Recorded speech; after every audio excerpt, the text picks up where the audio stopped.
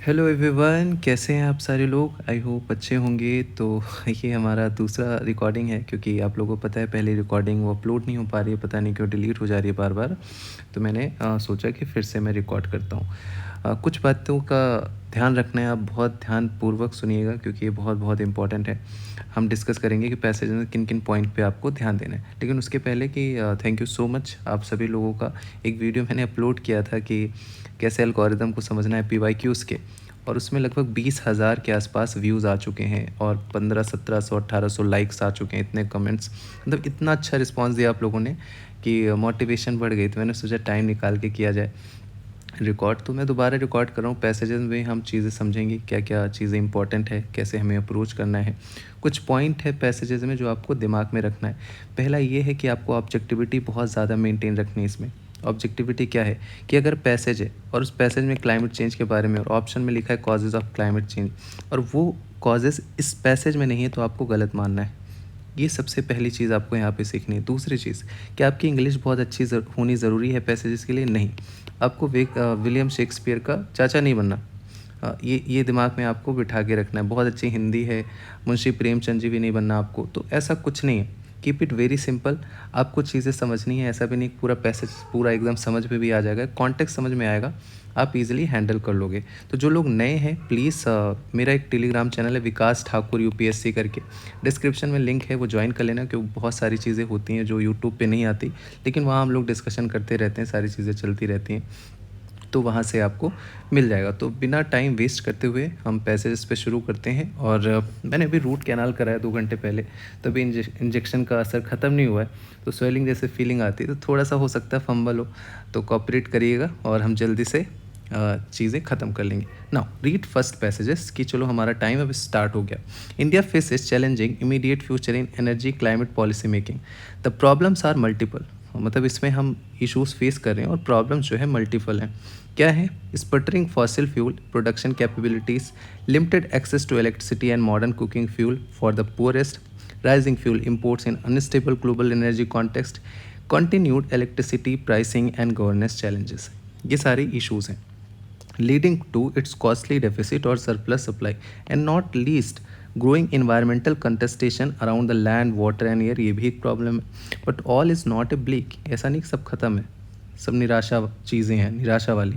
Growing energy efficiency programme, integrated urbanisation, transport policy discussion in road to enhancing energy access security to hold renewable energy initiative even if not fully conceptualise suggest the promise of transformation. तो ये कह रहा है कि India की जो energy और climate policy making है वो बहुत सारी इश्यूज मल्टीपल प्रॉब्लम फेस कर रही है, जैसे कि ऑयल प्राइस बढ़ जाते हैं, अनस्टेबल रहते हैं, उसका प्रोडक्शन अनस्टेबल रहता है, और अगर ऑयल प्राइस बढ़ता है तो कहीं ना कहीं पुअर पे भी इश्यूज़ आ रहे हैं। फिर अलग गवर्नेंस चैलेंजेस, बहुत सारे चैलेंजेस हैं, लेकिन गवर्नमेंट इन सब चीज़ों पे काम कर रही है। अब आते हैं, बात करते हैं इस पे। Best critical message. सी, ये जो कीवर्ड्स होते हैं ना, क्रिटिकल एजम्पशन, ये वो फलाना ढिमका, मैं चाहूँ तो भी आपको सारी चीज़ें बता दूँ, लेकिन अगर आपको बहुत ज़्यादा उसके बारे में पता हो जाएगा ना, बहुत कुछ ऐसे अलग डिफरेंस होता नहीं है। मैं as a student point of view बताता हूँ, एग्जाम ओरिएंटेड अप्रोच बताता हूँ, कि अगर आप ये सारी चीज़ों में बहुत ज़्यादा इंडल्ज हो जाओगे ना, तो सोचोगे यार अजम्पशन में यहाँ तक सोचना है, क्रिटिकल वाले में यहाँ तक सोचना है, उसके चक्कर में आप आंसर सही नहीं निकालोगे, आपकी ओवर थिंकिंग के चक्कर में आप गलत करके आ जाओगे। तो हम पहले क्या करेंगे कि हम इन सब चीज़ों पे ध्यान ही नहीं देते उतना, हमें बस ये देखना है कि पैसेज में जो लिखा है बेस्ट क्लोजेस्ट ऑप्शन कौन से हैं, उन पे हमें ध्यान देना है। तो चलिए हम पढ़ते हैं statement. India's energy decision making process is ever more complex and interconnected, पहला। दूसरा, India's energy and climate policing is heavily tuned to sustainable development goal. ऐसे कहीं बात हुई SDG की sustainable development goal heavily tuned? नहीं। जो नहीं है उसको तुरंत उसके अगेंस्ट जाना है, और ये गट फीलिंग आपको लानी पड़ेगी, ये गट्स आपको लाने पड़ेंगे कि इसके अगेंस्ट मुझे जाना है। लोग बायस हो जाते हैं कि हाँ हाँ इसमें तो ऐसे बोला है वैसे बोल, नहीं, ऐसा नहीं करना। UPSC नहीं कंसीडर करती। आप पास्ट के PYQs उठा के देख लो पैसेजेस के, वो ऑब्जेक्टिविटी मेंटेन करते हो, अगर पैसेज में नहीं है तो नहीं मानते। Again option C, India's energy climate action are not compatible with the broader economic और सोशल इन्वायरमेंटल गोल, ऐसे कहीं लिखा ही नहीं है नॉट कंपैटिबल।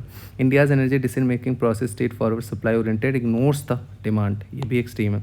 ये सही है, India's energy decision making process ever more complex है ना, बहुत सारे लिंकेजेस हैं एंड इंटरकनेक्टेड है, हमने पहले ही पैराग्राफ में देखा था।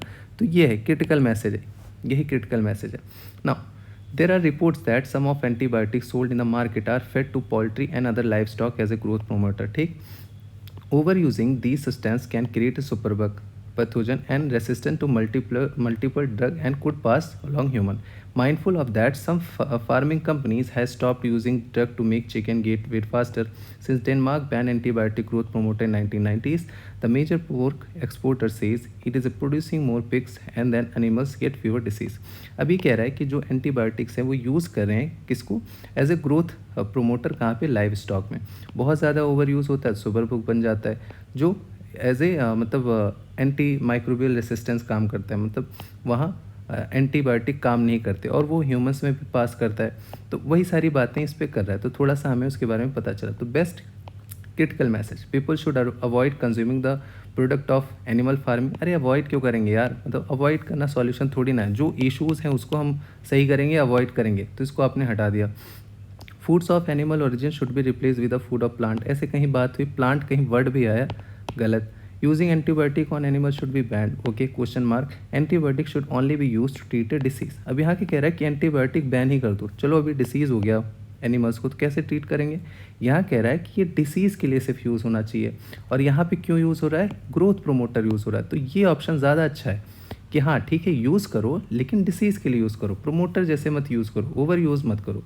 ओवर यूज़ एक इशू है, ये ओवर यूज़, लेकिन ऐसा नहीं कि बैन ही कर दिया, बैन इज एक्सट्रीम, तो ये भी आप हटाओगे। D option correct option. Now, again, policymakers and media have placed the blame of skyrocketing food prices on the variety of factor. Food prices बढ़ रहे हैं, बहुत सारे factors हैं, including high fuel prices, bad weathers in key food producing country, and the diversion of land to non-food production. Increased emphasis, however, has been placed on surge in demand for food from the most populous emerging economies. It seems highly probable that mass consumption in these countries could be well poised to create a food crisis. अब assumption करना है, oil producing countries are one of the reason for high fuel prices, बताओ। नहीं, countries की कहीं बात नहीं हो रही है यहाँ, कंट्रीज़ की बात नहीं, यहाँ कहीं ऐसा नहीं बोला गया कि इंपोर्ट होके आ रहा है कंट्री से, यहाँ इंक्लूडिंग हाई फ्यूल प्राइसेस। सिर्फ हाई फ्यूल प्राइसेस बहुत सारे रीज़न से हो सकता है ब्लॉकेज हो सकता है, हाई टैक्सेस हो, तो हम ऑयल प्रोड्यूसिंग कंट्रीज़ कैसे एज्यूम कर सकते हैं। यही तो आपको गट्स लाना है ना, इसके अगेंस्ट खड़ा होना है। आप बायस नहीं हो सकते कि हाँ हाँ मतलब हाई फ्यूल प्राइसेस है तो कंट्रीज़ होंगे, गल्फ कंट्रीज़ होंगे, ऐसे नहीं एज्यूम कर सकते। नहीं है, इस पैसेज में कहीं नहीं है, ऐसा कुछ हम एज्यूम नहीं कर सकते। If there is a food crisis in the world the near future it will be in the emerging economy. यहाँ कह रहा है इट सीम्स, ऐसा लग रहा है कि हाईली प्रोबेबल है, यहाँ कह रहा है इट विल बी, मतलब होगा ही होगा। अगर यहाँ इट विल बी लिखा होता और यहाँ हाईली प्रोबेबल होता तब सही हो जाता, लेकिन यहाँ हाईली प्रोबेबल है, यहाँ श्योरिटी बता रहा है, ये भी गलत हो गया। डी ऑप्शन करेक्ट है। बहुत सारे कोचिंग वालों ने उसको गलत दिया था, बट एक्चुअली यूपीएससी ने सही दिया। इस साल मेरे 23 लगभग सही हुए थे, 2021 का है ये, और वो टफ भी आया था पेपर, 23 सही हुए थे और 26-27 में, मतलब ऐसे नहीं मैं फेंक रहा हूँ, मतलब शुरू में तो कोचिंग इंस्टीट्यूट से 18-19 से सही हो रहे थे, बट एक्चुअली यूपीएससी मेरे सबसे ज़्यादा है, क्योंकि ये सारे मेरे सही हो गए थे। क्योंकि एक ही चीज़ है कि पीवाईक्यूज़ आप करो तो आपकी जो प्रोग्रामिंग होती है ना माइंड की, वो बहुत अच्छे से हो जाती है, आप उस चीज़ को कंसीडर ही नहीं करते। नहीं, मॉक टेस्ट में हम लगाते हैं, वहाँ अजम्पशन कुछ भी हो सकता है, सब्जेक्टिविटी रहती है, लोग ऐसे हमारे जैसे लड़के बनाते हैं, आपके जैसे बनाते हैं, तो वो सब कुछ अज्यूम कर लेते हैं आंसर में, तो वो चीज़ें आपको अवॉइड करनी है ना। Next, a central message of modern development economic in importance of income growth by which mean growth in GDP, मतलब इनकम ग्रोथ मतलब GDP growth. Okay, in rising in theory में बात करें कि in rising GDP creates employment investment opportunity as a income grow in country where the level of GDP was once low, household communities and government are increasingly able to set aside some fund for the production of things that make good life. Today, GDP assumes such a significant place in the development lexicon that if someone mention economic growth, GDP, मतलब economic growth, GDP, ऐसा लोग मानते हैं in theory. तो वही सारी बात हो रही है। अब देखते हैं क्या है assumption. Rising GDP is essential for a country develop country, कहीं ऐसे बोला इसने एसेंशियल कंडीशन है, राइजिंग जीडीपी होनी चाहिए तभी होगा डेवलप कंट्री, नहीं बढ़ रही है जीडीपी फिर भी डेवलप कंट्री हो सकता है, और इसेंशियल कंडीशन कहीं नहीं बात की है, गलत।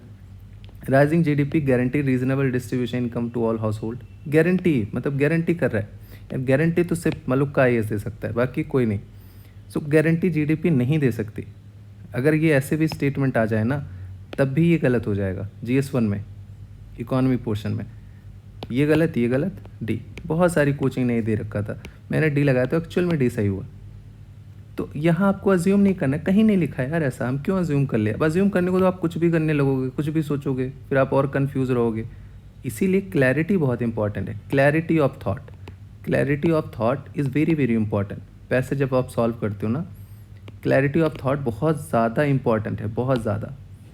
Now again, with respect to what are called denomination of religion, if everyone is left to be judge of his own religion, there is no such thing as a religion that is wrong. अपना religion जज करोगे तो सबको अच्छा लगता है, but if there is a to be जज of each others religion, there is no such thing that religion that is right. दूसरे का सब कुछ खराब लगता है, and there for all the world is right. या तो सब सही है या तो सब गलत हैं। In all the world that is wrong matter of religion. Now most logical क्या है, no man can live without adhering same religious denomination. कहीं ऐसा लिखा है कि कोई इंसान रह ही नहीं सकता, नहीं। It is a duty of every one two propagate, कहीं ड्यूटी की बात की है, कहीं ड्यूटी वर्ड यूज़ हुआ है, नहीं। Religious denomination tend to ignore the unity of man. Yes, ये अपना देखेंगे, ये अपना देख रहे हैं, ये अपना देख रहे हैं, लेकिन जो कॉमन यूनिटी है लोगों के बीच में, इंसानों के बीच में, वो कहीं ना कहीं इग्नोर हो जाता है। यही सही है। Man do not understand their own religious denomination. अपना तो समझते ही हैं, अपना तो सबसे बेस्ट बताते हैं।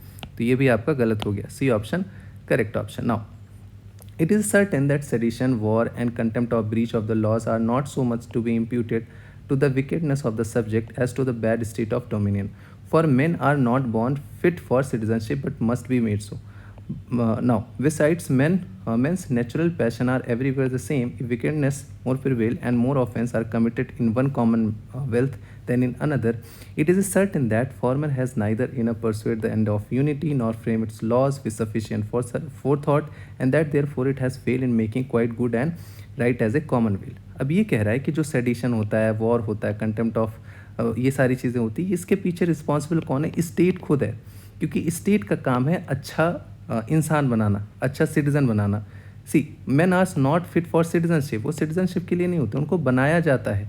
Besides man natural passion are everywhere the same. तो ये इसकी जिम्मेदारी है। तो जो इन चीज़ों जहाँ पे बहुत ज़्यादा अराजकता होता है, बहुत इश्यूज़ होते हैं, वो इसलिए हो रहे हैं क्योंकि वहाँ पे चीज़ें इग्नोर की जाती हैं। End of unity, not frame its laws with sufficient for thought. So ये सारी इश्यूज़ हैं। तो ये स्टेट को कहीं ना कहीं क्रिटिसाइज़ कर रहा है कि स्टेट ये सारी चीज़ें नहीं करता, इसीलिए वहाँ पे ये इशू हो रहे हैं। तो बहुत सब कुछ एक एक लाइन समझने की ज़रूरत नहीं है, उस कॉन्टेक्स्ट समझ लिया। अब देखते हैं most logical and rational interface. Sedition, war and breach of laws are inevitable in every dominion. Inevitable मतलब टाला ही नहीं जा सकता, बहुत गलत है, ऐसा कहीं नहीं बोला। It is not the people but the sovereign who is responsible for all the problem of any dominion. All the problem of any dominion. Now the dominion is the best which pursue aim of unity and has laws of good citizenship. देखो soft statement कि वो dominion अच्छा होता है जो M of unity करता है, laws बनाता है गुड सिटीजनशिप पे, जो अच्छा सिटीजनशिप बनाता है। लिखा है ना कि but must made so, must be made so. तो ये हो सकता है। यहाँ पे कह रहा है all the problem any dominion, मतलब that is extreme. Inevitable extreme. It is impossible for man, impossible that is extreme. C automatically चले गए, आपको आराम से मिल गया। 50+ मार्क्स आप आराम से सी सेट में ला सकते हो, 50+। अगर आप अच्छे से PYQs करते हो, अच्छे से उसकी ब्रेन स्टॉर्मिंग करते हो, तो इसीलिए बहुत इंपॉर्टेंट होता है कि आप बार बार इस चीज़ की प्रैक्टिस करो। Now next, inequality violates a basic democratic norm, equal standing of citizen. Equality is a relation that obtained between persons in respect of some fundamental characteristics that they share in common. Equality is morally speaking a default principle. Therefore, persons should not be discriminated on the grounds such as race, caste, gender, ethnicity, disability, or class. These features of human condition are morally irrelevant. The idea that one should treat passion with respect not only because some of these person possesses some special feature, talent, for example skill cricketer, gifted musician literally, but because person are human beings by now part of common sense morality. अब ये कह रहा है कि inequality है ना, वो होनी चाहिए। हम किसी को डिस्क्रिमिनेट नहीं कर सकते जेंडर पे, एथनिसिटी, डिसेबिलिटी। और हम किसी की रिस्पेक्ट इसलिए ना करें क्योंकि वो म्यूजिशियन है, वो क्रिकेटर है, विराट कोहली है। हमें इसलिए करना चाहिए कि वो सारे ह्यूमंस हैं, because by now the part of common sense morality. जो ये सारी चीज़ें हैं part of common sense morality. अब देखते हैं, equality is a prerequisite. अब अजम्पशन की बात कर रहा है, equality is prerequisite for a person to participate in multiple transaction for society for position of confidence. चलो नहीं डायरेक्ट है, कहीं थोड़ा सा हम कंफ्यूज हो रहे हैं। Occurrence of inequality is detrimental to the survival of democracy, कहीं लिखा है इसे सर्वाइवल ऑफ डेमोक्रेसी, काटो इसको। Equal standing of all citizen is an idea that can not be realize even democracy, can not extreme even in democracy, गलत। अब 2 हटाओ 3 हटाओ, automatically 1 4। Right to equality should be incorporated into our values and day to day political vocabularies, yes positive, बहुत soft statement. 4 तो होगा ही होगा, ये 3 हट गया, automatically C. Now, aristocratic government ruin itself by limiting too narrowly the circle within which power is confined. Oligarchy government ruin itself by the incautious scramble of its immediate wealth, but even in democracy ruin itself by the excess democracy. बहुत ज़्यादा democracy हम ले आते तब भी वो खराब है. Its basic principle is the equal right of all to hold office and determine the public policy. This is at first glance is delightful arrangement, बहुत अच्छा है. It becomes disastrous when people are not properly equipped by the education to select the best ruler. वो पढ़े लिखे हैं ही नहीं, वो अच्छे रूलर सेलेक्ट ही नहीं कर पा रहे डेमोक्रेसी में. The people have no understanding or only repeat what their rulers are pleased to tell them. Such a democracy is tiny and autocracy. तो वही कह रहा है कि फिर जो रूलर है, जो अच्छी अच्छी बातें कर रहा है, जो मैनिपुलेट कर रहा है, जो अपीस कर रहा है, हम लोग बार बार उसी को चूज़ कर सकते हैं. तो वो बातें कर रहा है. चलो थोड़ा हमें एक रफ आइडिया मिला.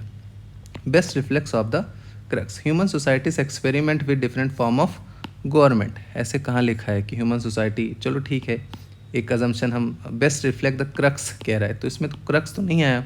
Any form of government tend to deteriorate by excess of its basic principle. सही बात है, एनी फॉर्म ऑफ गवर्नमेंट, चाहे वो एरिटोक्रेसी हो, चाहे वो ओलिगार्किक हो, चाहे वो डेमोक्रेसिक हो. डेमोक्रेसी बहुत ज़्यादा डेमोक्रेसी यूज़ हो रही है तब भी खराब है. तो access by its basic principle, basic principle क्या है डेमोक्रेसी का, तो वही तो एक्सप्लेन करके बताया कि कर तो लेते हो लेकिन सही से चूज़ नहीं हो पाते. तो ये हो सकता है. Education of all citizen ensure perfect, all citizen perfect नहीं.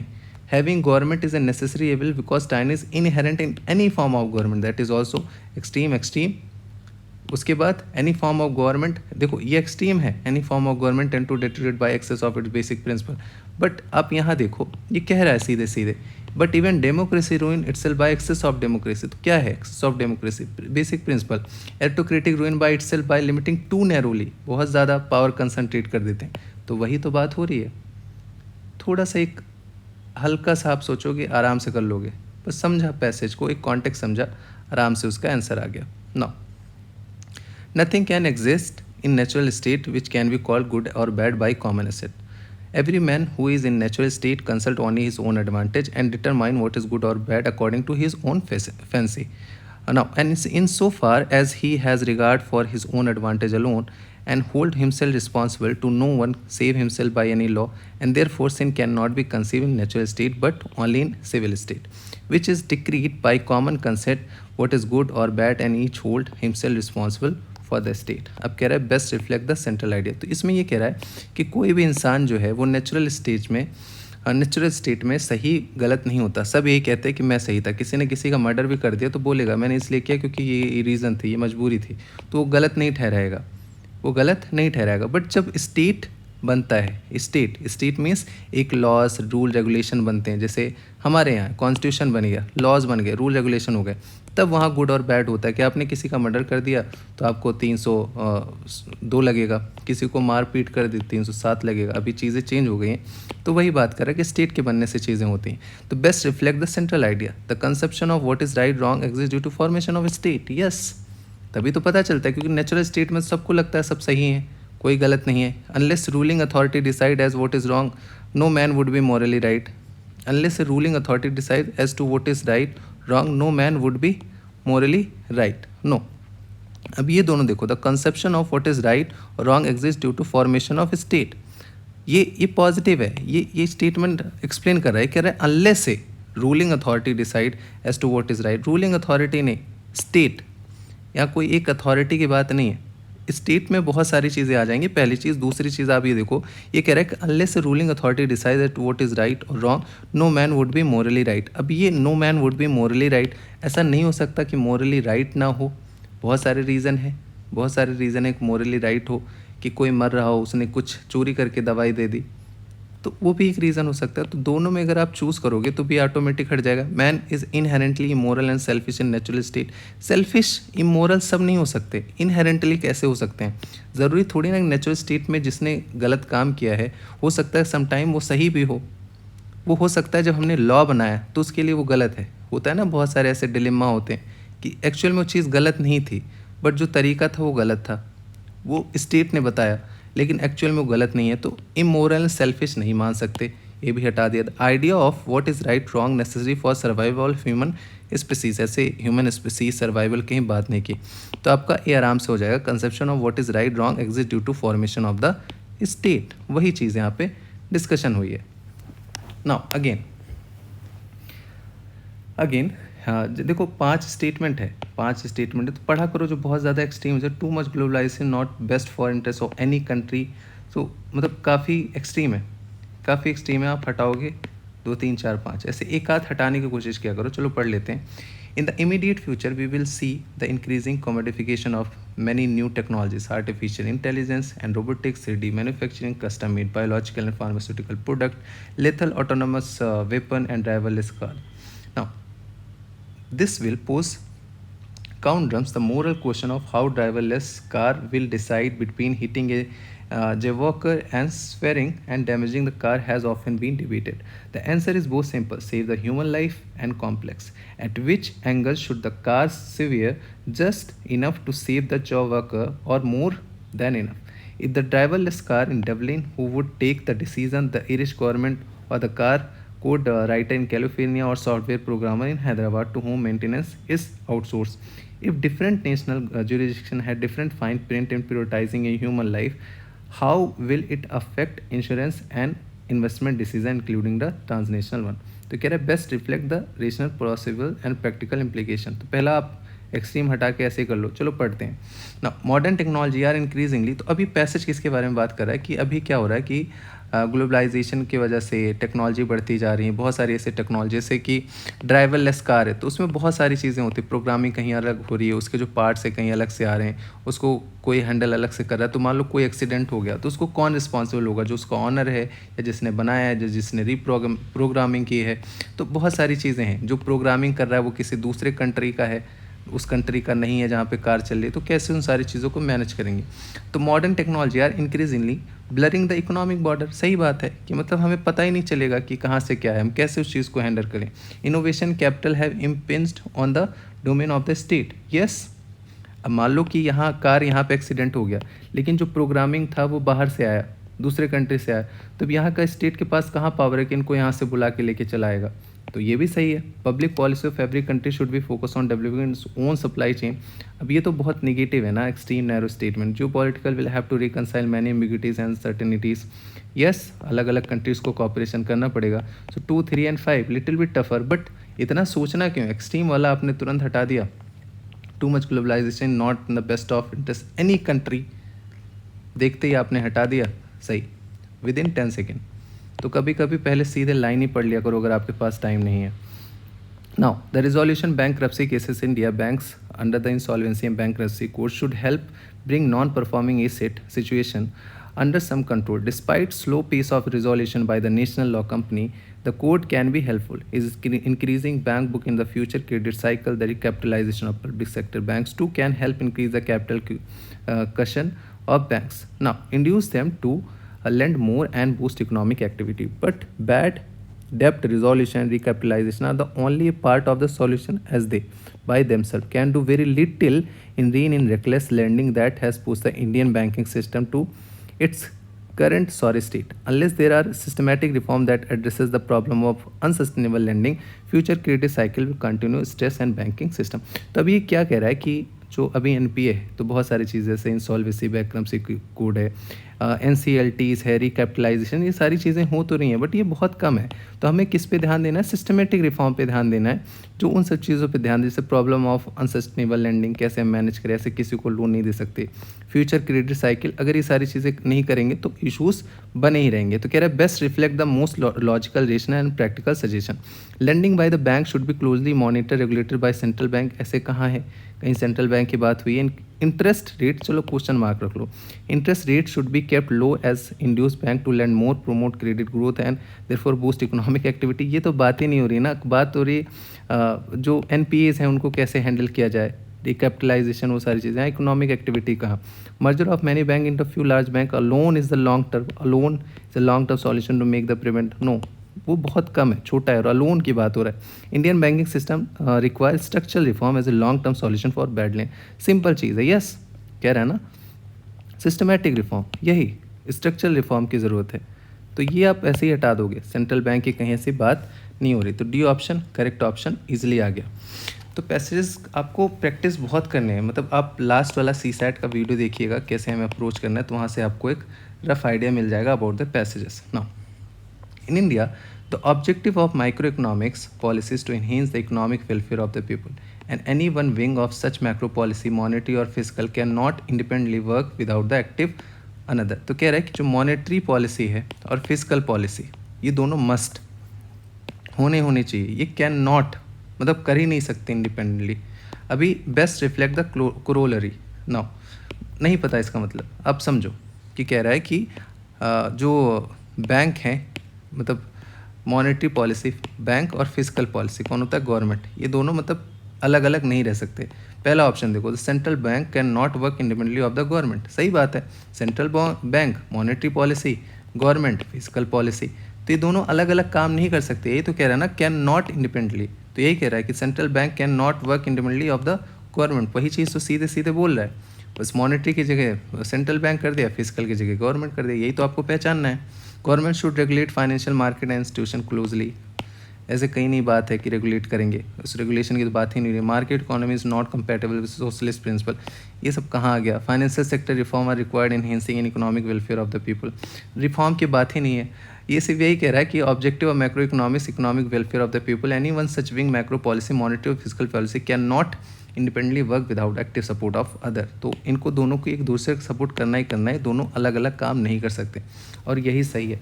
पैसेजेस करना बहुत आसान है। अभी देखते हैं आप लोग का रिस्पॉन्ड कैसा है, कैसे आप लोग कमेंट्स करते हो, लाइक्स करते हो, उस हिसाब से फिर नेक्स्ट पैसेजेस बनाएंगे। तो अभी हमने मतलब एक बार रिकॉर्ड किया, फिर एक आधा रिकॉर्ड किया, उसमें भी रिकॉर्ड नहीं हुआ, अभी फाइनली रिकॉर्ड किया है, तो शायद अगर ये अपलोड हो गया तो समझ लेना कि यही वाला फाइनल था। तो मिलते हैं, PYQs वाला भी मैं जल्दी करवाऊँगा, उसमें सारी चीज़ें रेडी हैं, आगे भी करवाएंगे, प्लेसेस न्यूज़ वगैरह देखेंगे। तो टेलीग्राम आप ज़रूर ज्वाइन कर लेना अगर आप नए हो, विकास ठाकुर UPSC करके, बहुत सारी चीज़ें वहाँ होती रहती हैं, अपडेट होते रहते हैं, हम लोग बातें करते रहते हैं, तो आपको वहाँ से बहुत सारे अपडेट मिल जाएंगे। तो अभी ये यहीं ख़त्म करते हैं और मिलते हैं नेक्स्ट सेशन में, तब तक के लिए शुभ रात्रि, टेक केयर, गुड नाइट।